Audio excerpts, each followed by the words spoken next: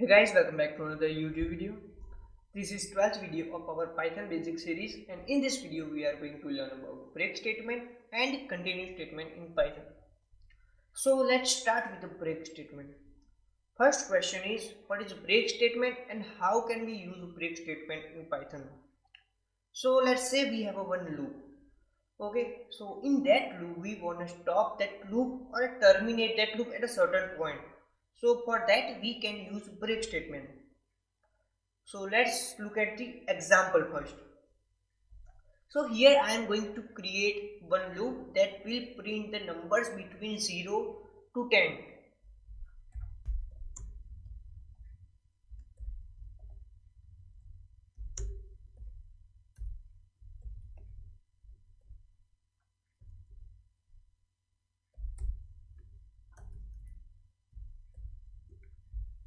So we all know that this loop will print only numbers. Okay, so now I am going to run our code. So you can see that here that loop is printing the number between 1 to 10. Okay, so now what if you want to stop the execution at a number at any specific number?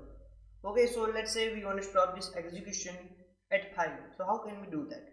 That time we can use break statement in Python. So it is so simple as saying you have to just one if statement, like if I is equal to 5, then break the loop. So it will stop the entire loop. Okay, so it will terminate the entire loop. So now I am going to run our code. So now we can see that our while loop is printing the number between 0 to 4. That means at I is equal to 5, our loop will break. Okay, so that's how our break statement works. If you have any question about break statement, you can ask me in comment section below. Okay, so now we are going to learn about continue statement in Python. So let's look at the example. So let's say we have a one list. In that list we have a name like